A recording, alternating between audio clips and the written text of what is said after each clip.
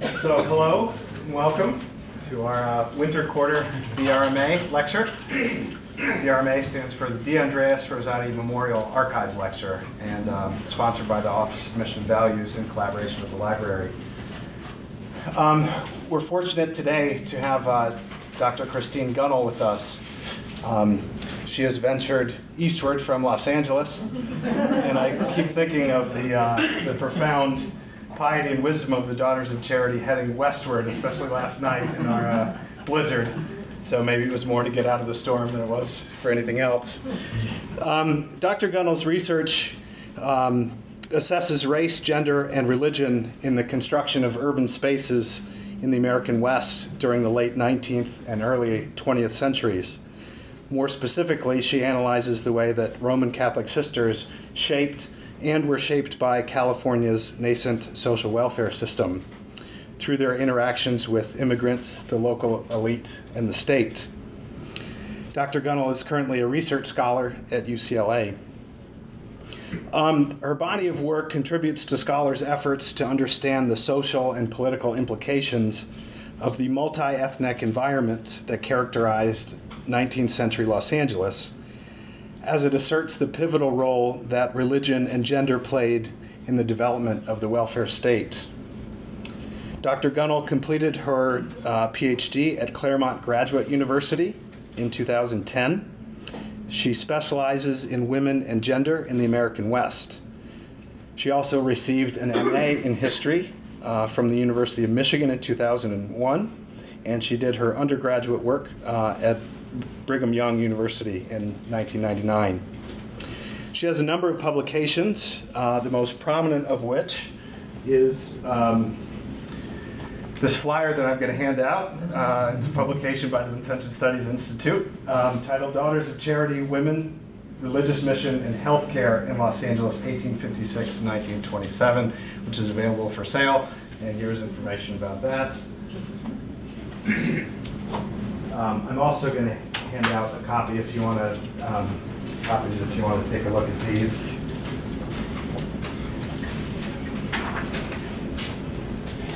I've got extra copies up here if anyone wants to take a look at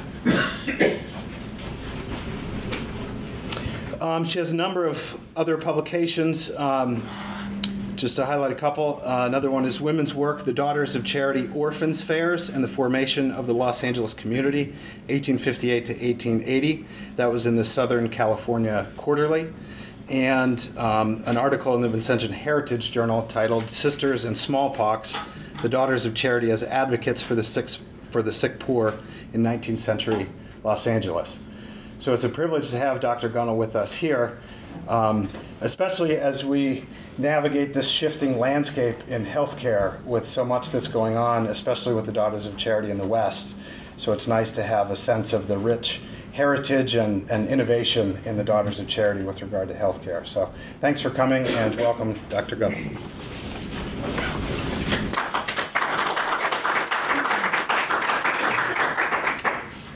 Thank you so much for having me, and thank you so much to all those people who helped with this project. Father Ed has helped with my research over many years, and for people at the library, and doing the book design, as well as Nathan, who has tirelessly helped me through the editing process. But I'm so happy to be here and so happy with this project, and I'm glad I get to share it with you, a little piece of it with you today. So, in my teaching and research, I emphasize women's pivotal role as community builders, acting as agents of change in order to build a more compassionate and just society. I was introduced to the history of the Daughters of Charity in 2006 when I was wandering around the LA Subjects Archives Bazaar.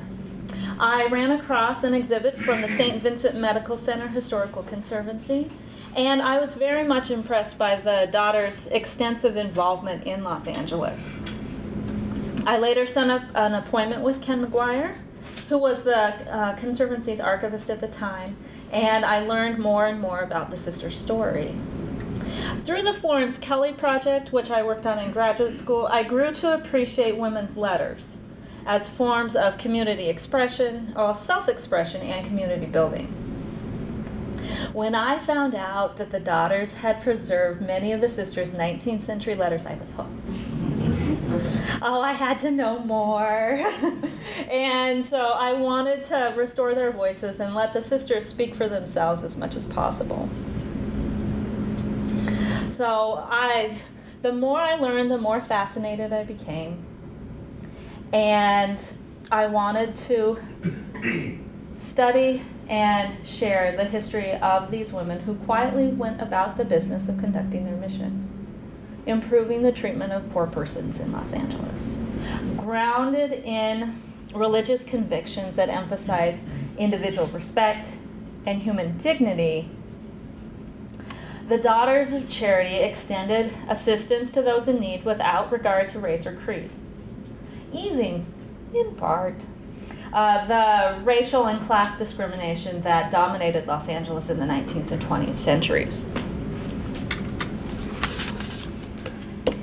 On January 6, 1856, 6 Daughters of Charity arrived in the plaza in Los Angeles. Invited by the newly appointed Bishop Thaddeus Amat, the daughters intended to start an orphanage and school.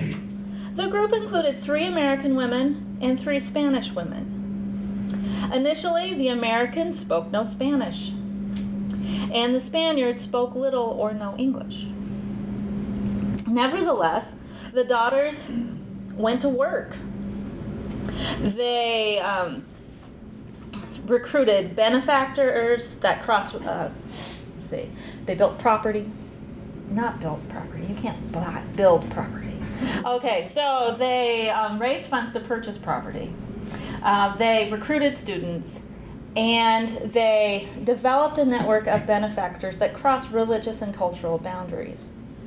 Spanish-Mexican Catholics, French and German Jews, as well as American Protestants, all supported the sisters' charitable endeavors.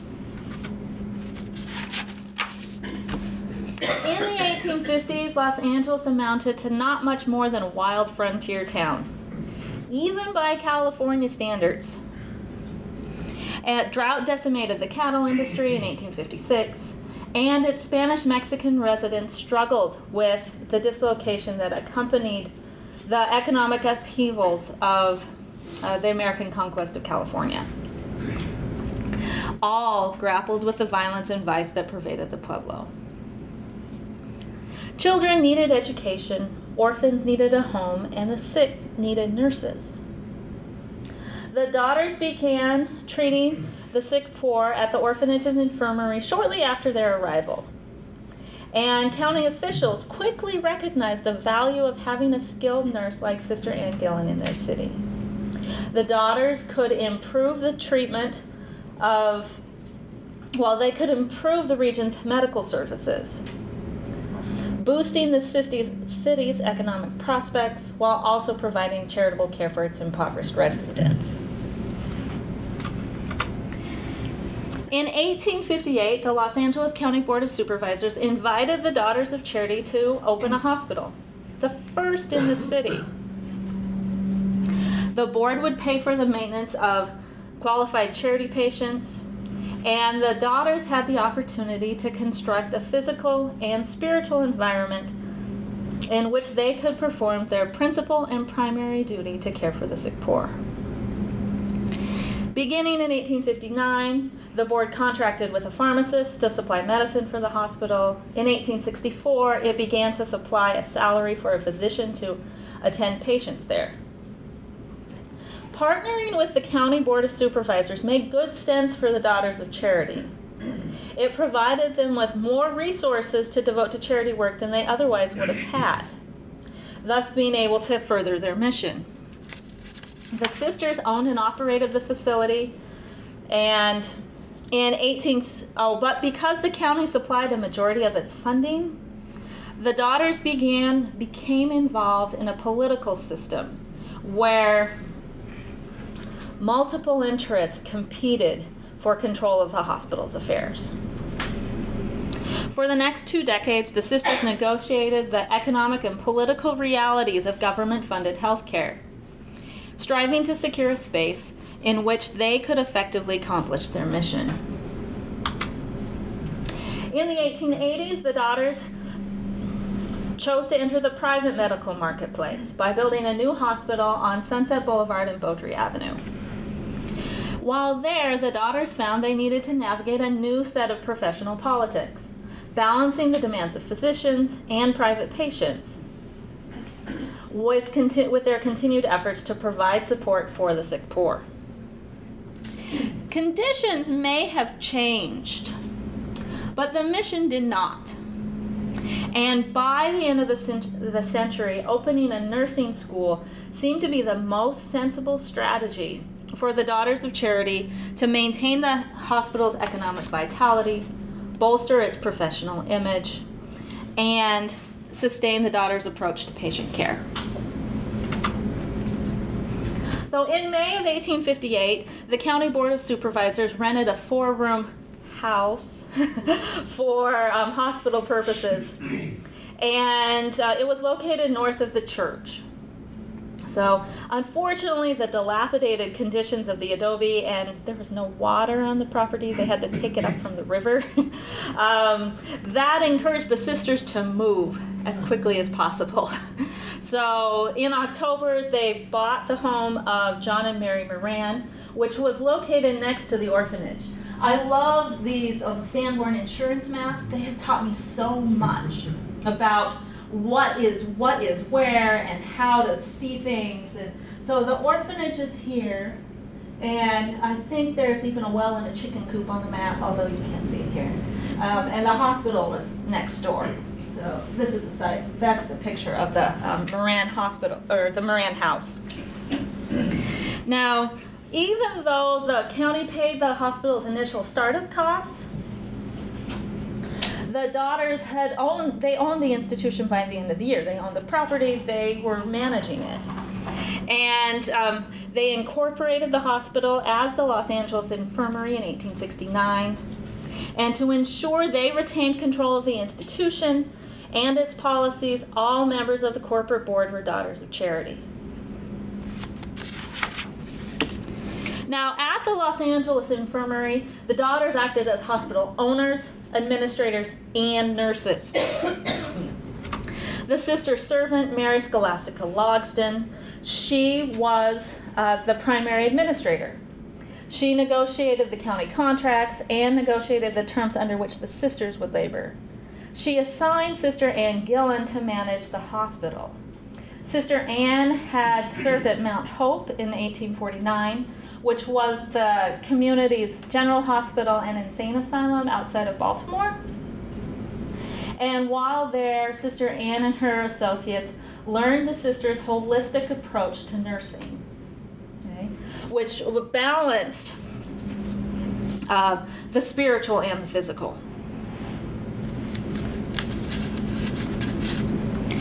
In addition, Sister Ann may have studied Advices Concerning the Sick, which was the groundbreaking training manual developed by Mount Hope's administrator, Sister Matilda Cosbury. She was there from 1840 to 47. So Gillen likely continued to develop her nursing skills and other assignments, and she was very well suited to run the hospital in Los Angeles. So Sister Ann acted as head nurse and supervised the hospital. Consistent with the daughters' traditions, she also trained postulants and later new sisters as nurses.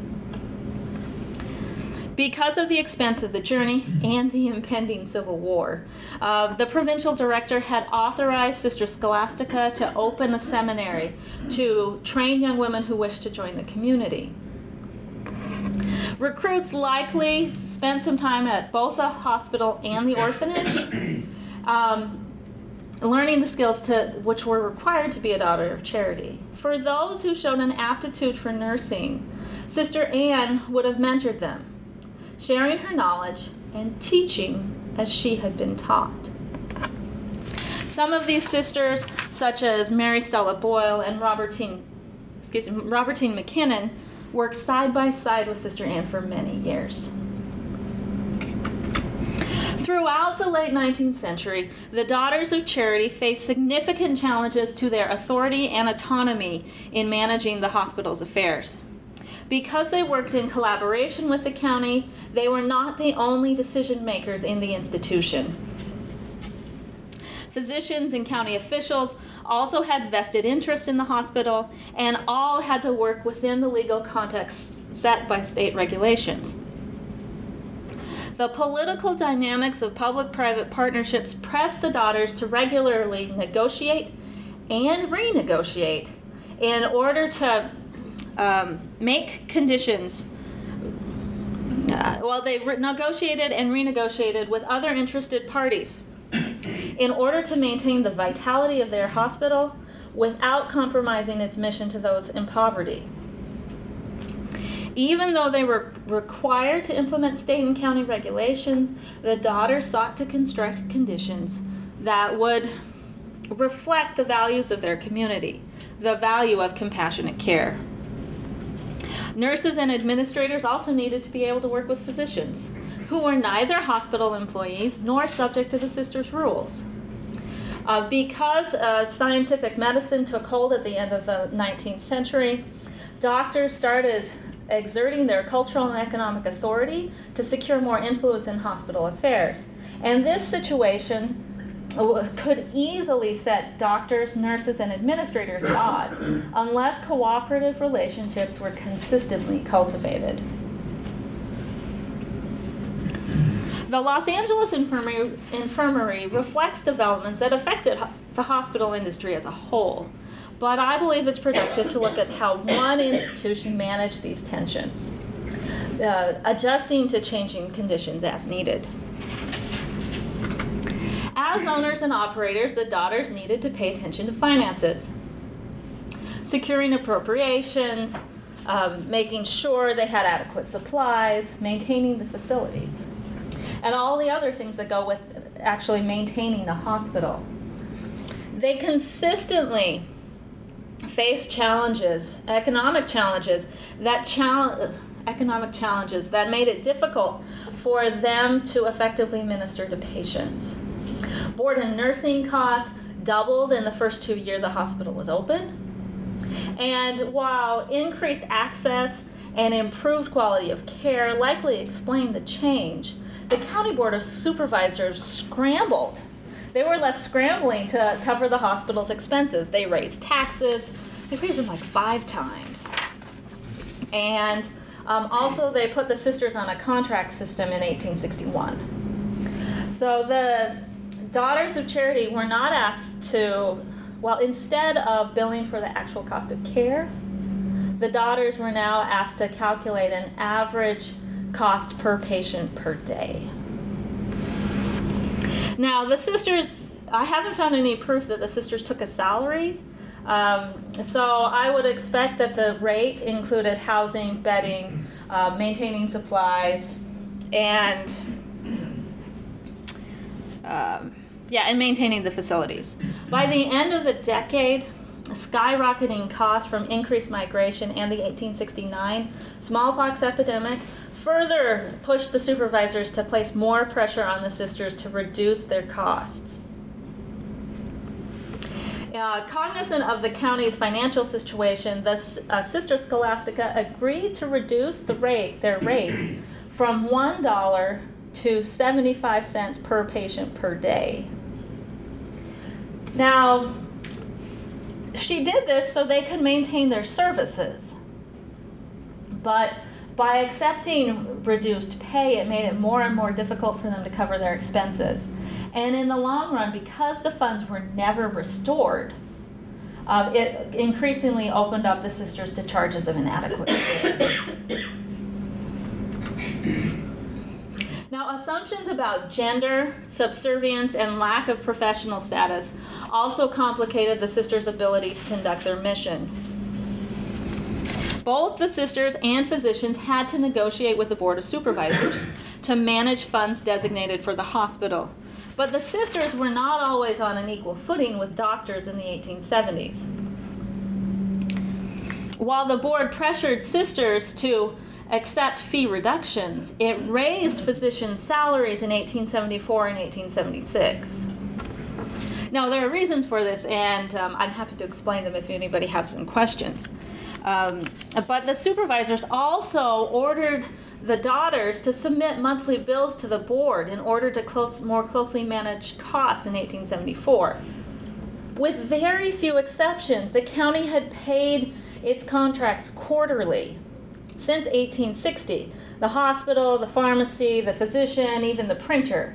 So by singling the sisters out in 1874, the board was expressing dissatisfaction with their management. Now, the board may have lacked confidence in the daughters' abilities, either because they did not hold adequate professional authority as compared to physicians, or because they assumed that the sisters were tender-hearted women incapable of managing costs. Now, likewise, the grand jury also criticized the sisters for failing to secure an explicit written contract which obligated the supervisors to pay a night nurse's salary in 1876. Now, to the grand jury members, the lack of this contract made the daughters look unprofessional. And it recommended that the sisters be removed from the management of the hospital. Okay, and so the gender really complicated the daughters' ability to conduct their mission. Importantly, both the supervisors and the members of the grand jury seemed to believe that government could perform the same functions more cheaply than women running a private institution. Now, despite challenging economic conditions and persistent gender bias, the sisters constructed an environment that reflected their community's approach to healthcare. They treated patients with dignity and respect, including cleanliness, adequate nutrition, regular visits from physicians, and the routine administration of prescribed medicines. Basic practices that too often got neglected in other charity hospitals at the time. Now, the sisters' rules also emphasize fiscal responsibility and the judicious use of time and accountability for the use of hospital resources. These practices set the daughters' facilities apart from other public almshouses elsewhere in the United States. These almshouses tended to perpetuate derogatory stereotypes of the poor based on ethnic or religious differences. Corruption, filth, and disease easily flourished under the guise of deterrence. The daughters offered an alternative model of dignified care for body and soul. And this holistic approach tempered the excesses of public almshouse hospitals. While the daughters partnered with the Los Angeles County Board of Supervisors to improve medical treatment for impoverished persons, they did not want the hospital to become too American and rejected the discriminatory practices that tarnished government-funded healthcare in other places. Now, when the state law and county regulations started to prescribe or inscribe negative perceptions of the sick poor into hospital practices, the daughters resisted, subtly at first, and later with a firm rejection of efforts to subsume their hospital within the poorhouse model of government-sponsored relief. Now, the 1860 Infirmary Law included a mandate for boards of directors to develop regulations for introducing the practice of sobriety, morality, and industry among a hospital's inhabitants. Whether well-intentioned or not, poorhouse reformers often attach behavioral requirements to receiving government-sponsored relief. If, as many thought, poverty was caused by individual moral failings, then, in theory, inculcating moral behavior could lift a pauper out of poverty. On August 31st, 1860, the County Board of Supervisors sought to implement the law by drafting a series of regulations for the Los Angeles Infirmary. These included controlling admissions, visitors, patient privileges. They prohibited alcohol, tobacco, and profanity or acts calculated to annoy or disturb the tranquility of the wards. While the daughters would be unlikely to contest most of these regulations, Resolution number 5 introduced a source of tension that festered for nearly 2 decades. Following the prescriptions in the Infirmary Law, the board mandated that convalescents, convalescents when directed, will aid in maintaining the cleanliness and order in the wards, and when necessary, assist in nursing. It appears that they were starting to view the hospital from the conceptual framework of a poorhouse. Now, the daughters had consistently avoided working in poorhouses throughout their history, well, at least in the United States, because the religious community opposed institutional philosophies that limited aid to individuals who fit the parameters of the worthy poor. As women who took vows of poverty themselves, the daughters understood the precarious situations that many poor families faced, and they chose to respond sympathetically rather than with disdain. And the daughters would not have wanted their hospital associated with shameful poorhouse conditions. Now, in practical terms, the rhetorical tug of war over the right to impose regulations made little immediate difference. The daughters were on site, so they determined when and if a patient worked. But this incident suggests that there was some tension between the supervisors and the daughters over institutional control. And the daughters needed to negotiate an autonomous space in order to effectively balance the relationships between the politicians, the physicians, and the sister nurses. Without this type of autonomy, they would not be able to, quote, do the good that God wants them to do. Unfortunately, the poorhouse model gained political support in Los Angeles over the next 15 years. And the sisters increasingly found themselves at odds with county officials. For 2 decades, the daughters had compromised with the county, reducing fees in order to maintain their services for those in most desperate need. But when they determined that the supervisors were firmly committed to building a new county hospital and farm in 1878, the daughters chose to end their partnership, taking a stand against a system that rarely treated individuals with compassion and respect. So, what now? The history of the Los Angeles Infirmary demonstrates the ability of the Daughters of Charity to adapt to changing economic, social, and political conditions, acting in ways to preserve the community's mission.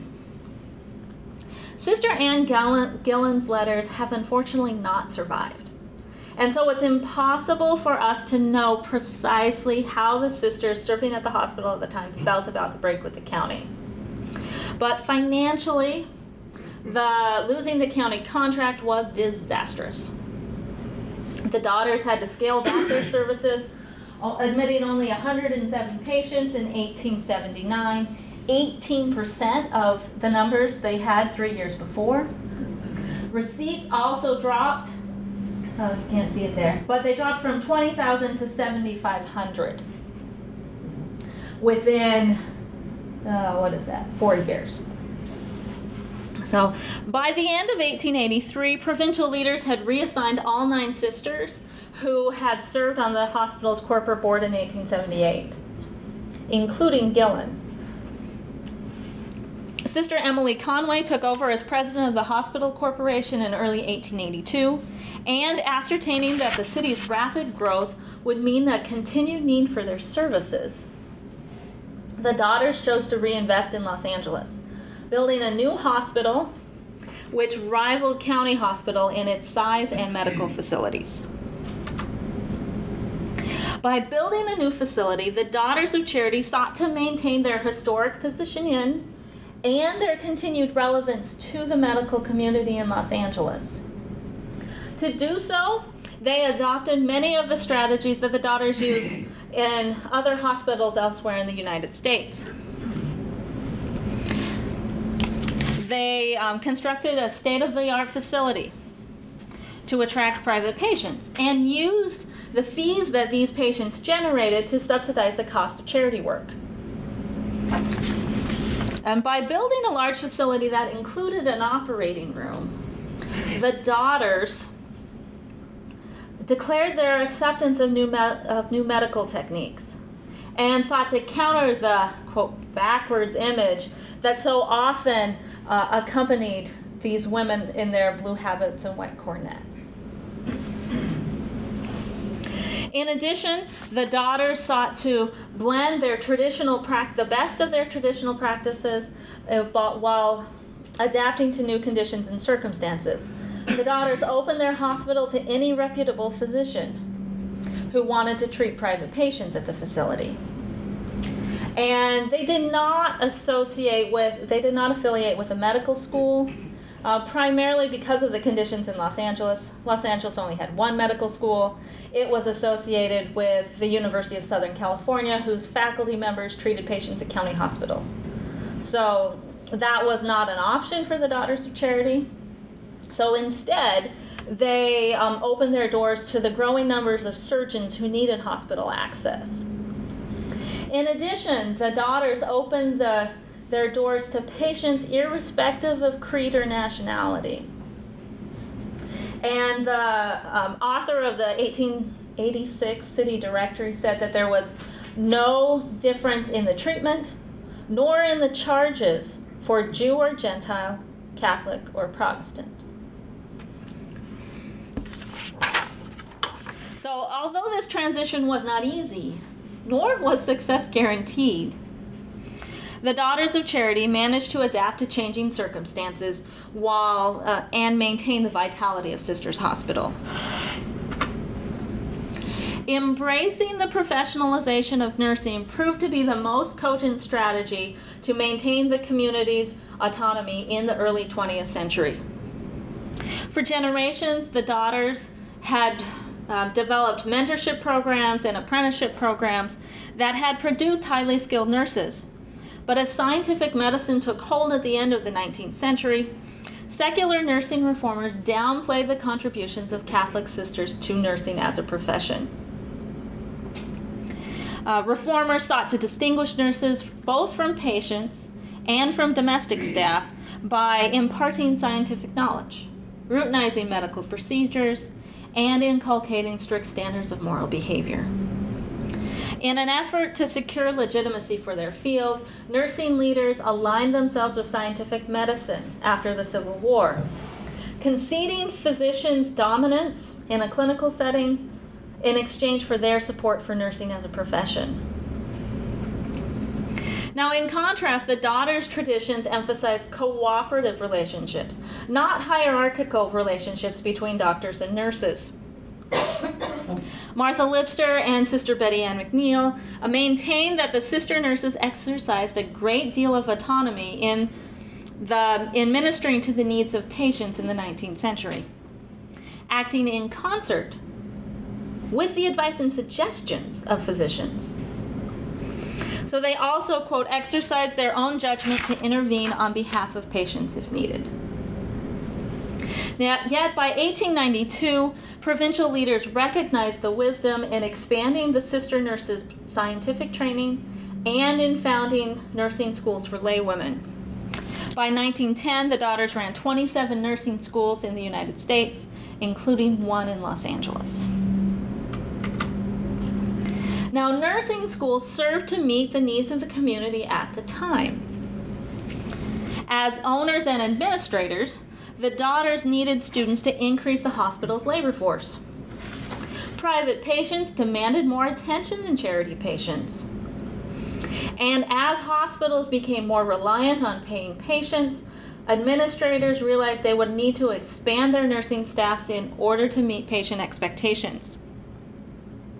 students exchanged education for labor, thus allowing the hospital to expand its staff without dramatically increasing its labor costs. By the early 20th century, the nursing schools had become an essential part of a hospital strategy to survive and compete, and also to subsidize charity work. Yet as nurses, the Daughters of Charity had a vested interest in shaping the programs to match their community's traditions. Since the available number of sister nurses never, well, I won't say never, but rarely met the needs of a hospital, the labor needs of a hospital, the daughters tended to be assigned to leadership positions, responsible for instructing staff members and students on how to meet patients' physical, emotional, and spiritual needs. Students' abilities to emulate these values reaffirmed the hospital's image as a scientific institution that incorporated a religious mission. And student actions could have a very real effect on the hospital's ability to continue to attract private patients. And a portion of these fees, remember, were used to support the mission to the poor. So nurses' labor fostered the continuation of the mission. And in some ways, I would argue that the nurses embodied the daughters' service. Now, the daughters opened their training school in Los Angeles with 3 students in 1899. The school grew pretty slowly. There were 9 graduates in 1905. There were 15 in 1916. And there were 24 in 1929. Thus, the numbers in the graduating class didn't reach more than 50 until after World War II. So it was pretty small. But the sisters kept pace with professional standards, conforming to state-approved curricula, and reducing student nurses' work weeks to 48 hours in 1913. The structure of the daughters' nursing schools reflected the daughters' approach to nursing as vocation. With the exception of religious exercises, nurses worked on the same basis as sisters, exchanging labor for training and material support. The Daughters of Charity provided food, housing, laundry service, medical care, academic instruction, and practical training. According to a 1926 account, the first students worked up to 16 hours a day, making beds, delivering meals, and scrubbing the operating room floor. Importantly, the history notes that the sisters worked as equally as hard as the nurses, thus avoiding any intimation that the sisters exploited their workers. The daughters expected students to work as hard as they did, reinforcing their commitment to discipline and vocation. Now, although students did attend physician-led lectures at least twice a week in the early 1900s, mentorship from the sister nurses would have been the primary mode of instruction. For example, the sister nurses assigned to the floor at St. Joseph's Hospital here in Chicago were responsible for providing linens to each room, arranging patient meals, and instructing the nurses placed under her care. This system allowed the daughters to continue teaching as they had been taught, passing on their conceptual approach to patient care as well as the practical skills nurses needed to be successful. Doctors also gave standing orders for student nurses to complete on the wards. But Sister Zita Huber noted that the sisters' responsibilities were so extensive that they rarely had time to provide close supervision of student nurses' execution of these orders. Now, programs with a very heavy emphasis on labor and intermittent instruction were fairly common among all American nursing schools before 1910. So this isn't unusual. But however, according to the 1900 census, the sister nurses outnumbered the students at the hospital in Los Angeles, so these students may have had more opportunities for one-on-one mentoring relationships. Now, as part of the registration movement, classroom preparation for student nurses took on more importance in the 1920s and 30s. Like other programs, the sister school in Los Angeles balanced theoretical instruction with practical work. Hospital physicians conducted the science courses, and the sister nurses supervised student work on the floors. By 1925, the 3 years of training included a 4-month preparatory program with intensive academic instruction in chemistry, anatomy and physiology, bacteriology, hygiene, nutrition, and nursing procedures. Students were given a broad-based curriculum and opportunities to intern in various aspects of their field, including obstetrics, surgery, public health, and administration. Now, although academic training remained important, much of the sisters' instruction remained the day-to-day practical work of nurses, and what is now called clinical training. Beginning students learned how to make beds, take vital signs, serve meals, and clean hospital equipment. More advanced students observed surgery and childbirth and had greater responsibility to care for patients on the floors. Students' instruction in practical work continued to follow the apprenticeship programs developed by the Daughters of Charity. However, unlike in the early days of the school, students received closer supervision and more opportunity for feedback in the 1920s. Sister Zita Huber notes that in Chicago, students received reports, advice, and admonitions from their department heads as well as the director of nursing in the 20s. And she says that this elaborate checkup on the work of students reduced the number of failures among them. In Los Angeles, the daughters hired Nettie Fisher as nursing instructor and Beatrice Grant to supervise the obstetrical department. And they were both graduates of the sisters' school and would be thoroughly acquainted with the hospital's work culture. The other supervisory positions, including the operating room, pharmacy, lab, and patient floors, were all held by Daughters of Charity. And all sisters serving in these positions were registered nurses or had the other appropriate professional designation, such as in the pharmacy. Now, this reinforced the sisters' professional status, as well as the scientific status of their school. The extension of theoretical work, the closer supervision of student nurses, and the inculcation of Vincentian values through mentoring allowed the Daughters of Charity to continue their holistic approach to nursing in the 20th century. Now, overall, the Sisters Training School folded nicely into the Daughters' established system, and students provided essential services with relatively little cost. In 1945, the Daughters actually lost money on each student, but the nursing school still served to address the hospital's labor needs, to reinforce its professional scientific image, and to share the sisters' conceptual approach to the vocation of nursing. A few students actually chose to join the community, but even for those who did not see the sisterhood as their vocation, the school's graduates formed a labor pool of nurses thoroughly inculcated with the methods and practices of the Daughters of Charity. And as more sisters became registered nurses themselves, they gained both the secular authority to supervise a modern scientific institution without compromising their religious identity. Education and professionalization served as a tool to reinforce the community's autonomy and continue its mission. And nursing schools were part of that process.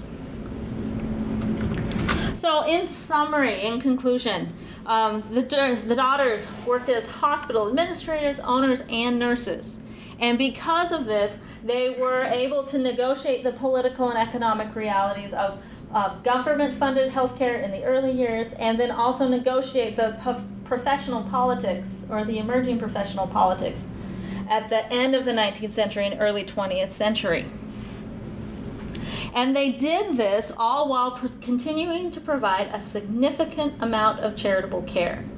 I mean, there was one report in 1925 that it was 20% of patient care at St. Vincent's Hospital was 20% of patients who were at St. Vincent's Hospital received some form of assistance.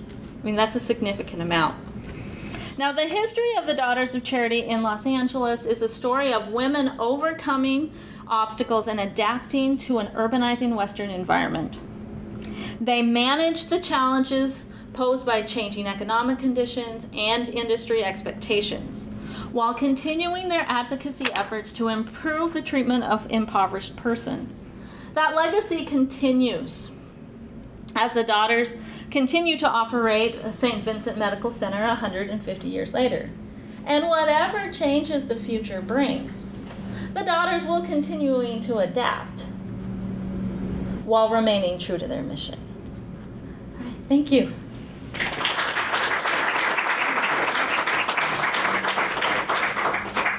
All right, I'm happy to take questions. Yes, in the back. Great talk. I really enjoyed it.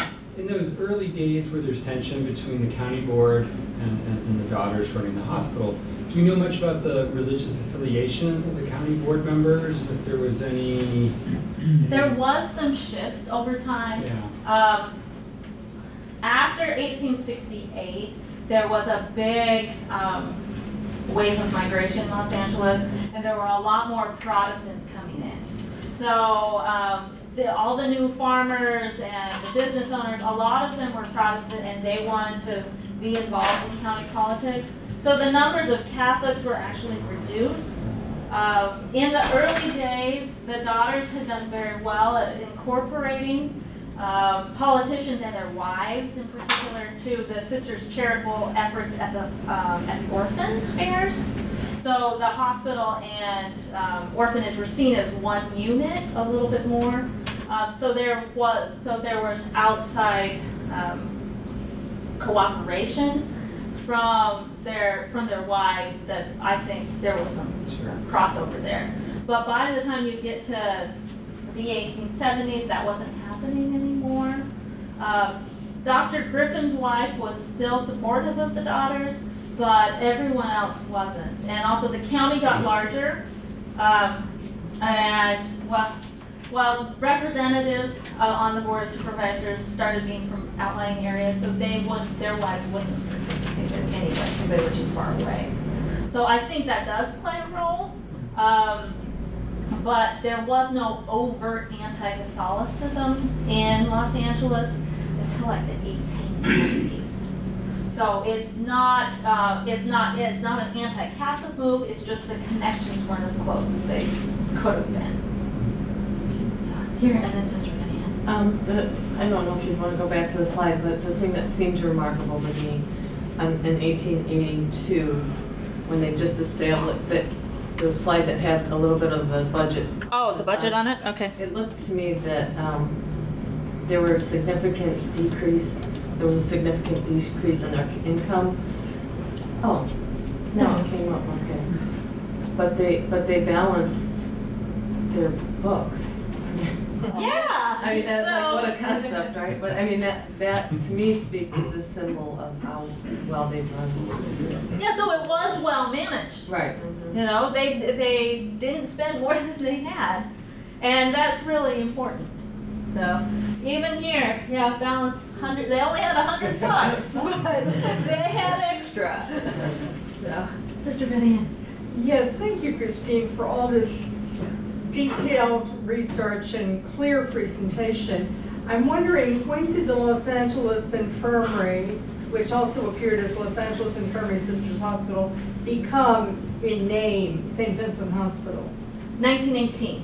1918. And I I never really got into it, but I think there was some name confusion with other hospitals that were growing up at the time. And so in order to preserve the hospital's identity, I think it was better for them to more clearly label themselves as St. Vincent's. Thank you. You mentioned at the beginning that there were some Spanish sisters along with the Anglos, but then after that, all the names you gave were Irish.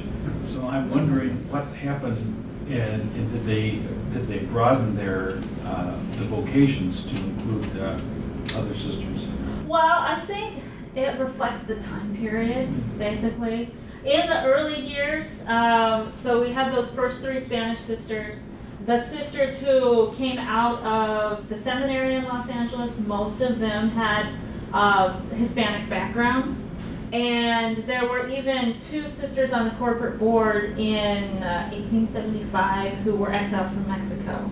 But by the time you get to 1900 and 1920, everybody had Irish and German names. I think that's probably just the immigration patterns for the church in general. Can you tell us a little bit more of how there were 3 Spanish daughters of charity? Oh, sure, that's a fun story. So Bishop Amat was doing a fundraising tour in Spain before he came to California, and he knew he needed people to help him, and so he recruited young men to be Vincentian priests, and he also recruited 3 Spanish women to come with him to California. And now these 3 Spanish postulants, they were brand new. You know, they couldn't start a mission on the frontier on their own. And so he requested the Father Burlando in the Emmitsburg province to assign 3 experienced sisters. And he pretty much insisted on it. That he's like, I have to have 3, they can't do it by themselves. And so the council assigned Sister Scholastica, Sister Ann Gillen, and Sister Corsina McKay. Corsina McKay had been a public school teacher before joining the community, so she was very well equipped to run the school. Sister Ann was a nurse, and also Sister Scholastica had a lot of leadership experience. She had been in a new mission in Natchez, maybe 5 years, 7 years before, and she had also served as procuratrix, or the purchasing agent for the community. And so she was a very smart woman who knew how to get things done. And so she provided the main leadership, and then you have the nursing and the school. So even with 3 sisters, they covered their basic needs, all the basic functions that they would need for an orphanage and school. And they didn't plan on starting a hospital, so that just came out of the needs in Los Angeles at the time. So they were there to train the Spanish sisters, and unfortunately, only one of the Spanish sisters stayed as a daughter of charity. One left, Francesca Fernandez left within 6 months of coming to Los Angeles, and there's no real good sources on what happened to her. There are all these strange stories, but you don't know if they're true. And Sister Clara Cisneros left sometime in the 1860s, I think, to get married. So Sister Angelita Mabrado, she's the one who stayed. And there is a very interesting story. She has a narrative. She told her story and wrote it down. And I believe there's a copy in the library here. So if anybody wants to go check it out. Kristine, I realize your research is focused on LA, but during the same time period, was something similar happening in Northern California, or did that happen later with their hospitals and so on? So in Northern California, the sisters came a little bit earlier. They were there in 1852. There was a lot of focus on education, and I'm not sure exactly when the hospitals started there. There's O'Connor Hospital in San Jose, Mary's Help, and I think that was 1920. Well, I don't remember for sure. But so I think their hospitals were a little bit later. Yes, I just out of curiosity, I think it was in 1885 you said they started their own hospital. They built their own hospital. Where did they get the funds for that? If they had been in such crisis by... They borrowed them.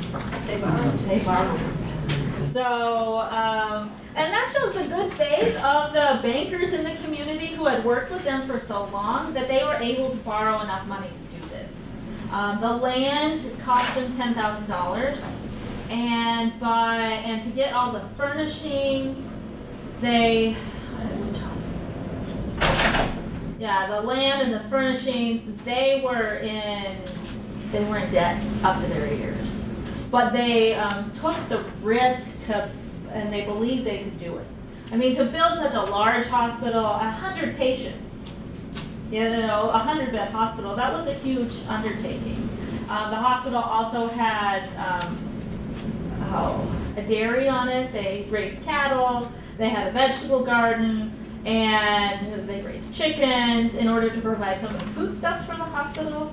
But they were willing to take the risks, and they were able to sell their land.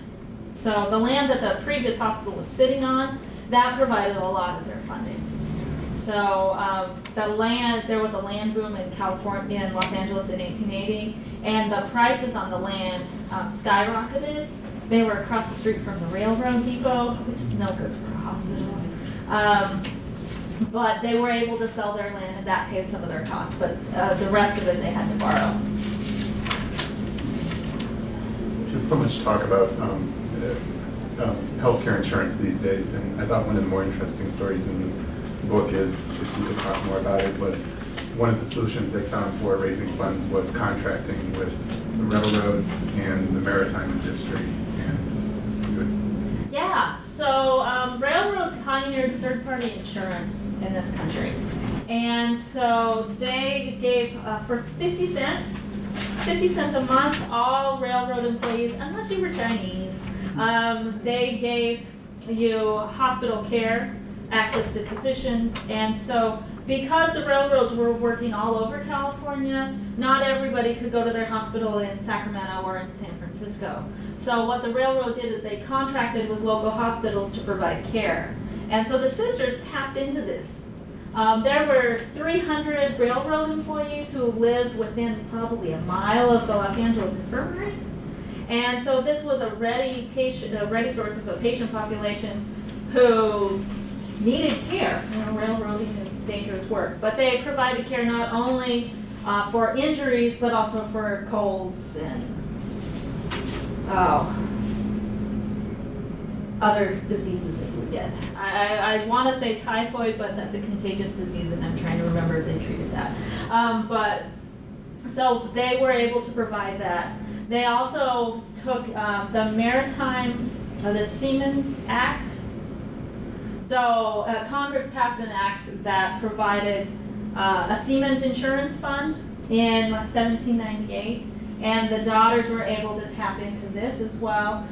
So seamen who went to the port, who arrived at the Port of Los Angeles, who were sick or injured, could be treated at Sisters Hospital because the Maritime Hospital Service did not have its own facility in Los Angeles. So they were able to do this. And what's interesting about this is these are the working poor. Okay? Most of them are immigrants. There's a large portion of them would be Catholic. And so they were still able to receive funding for treating the working poor, while still getting what they needed to pay the expenses in the hospital. So they did this for almost 10, 15 years.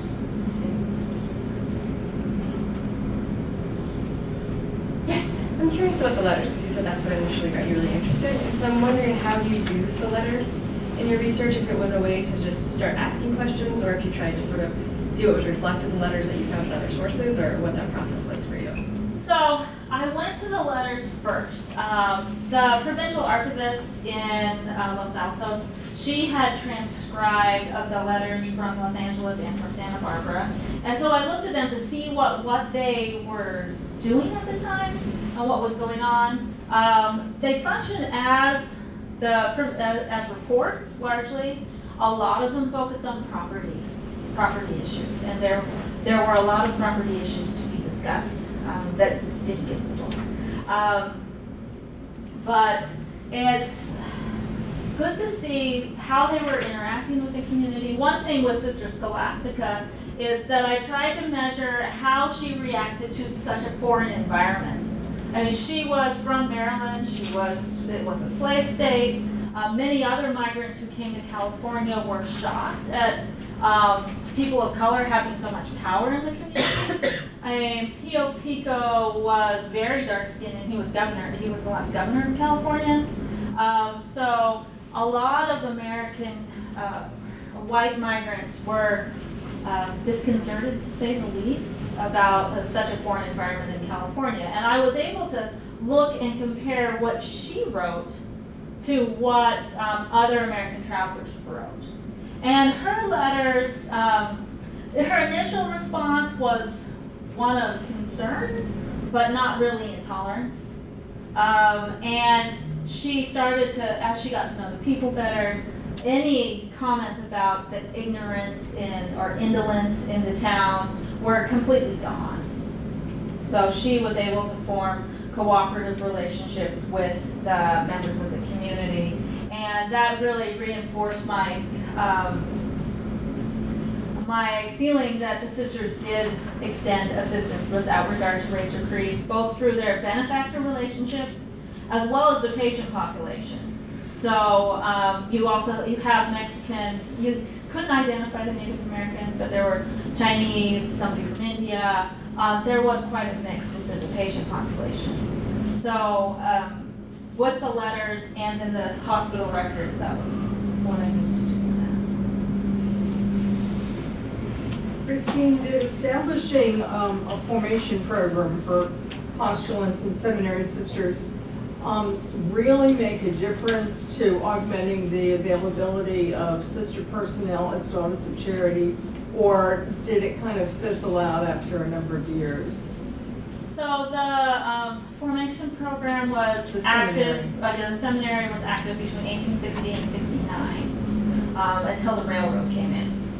Okay. And so I saw there were 10 sisters at the beginning, 10 women who wanted to join the community, and I would expect that it was probably about that over each year or so. So the names I found were just from that first group, but I did find, like Robert T. McKinnon was one of the last trained in Los Angeles, and she stayed at that hospital until 1880, so she was there a long time. Mary Stella Boyle would also have been in that group. She was from Santa Cruz. She worked side by side with Sister Anne for 15 years. So it really provided some stability. Sister Emanuel Burke, she worked at both Santa Barbara and the Los Angeles Orphan Asylum for 20 or 30 years. So those that were there and stayed for a long time. So I think that was actually a real boost there. After 1869, women would be sent by train to Emmitsburg. A lot of them still came back. And some were assigned, some who were trained in Emmitsburg as nurses, they were sent their first assignment to Los Angeles. So in 1875, 1876, some of them had only been there a couple of years at most. I want to thank Dr. Gunnell for coming out and sharing her research with us, and thank you for coming.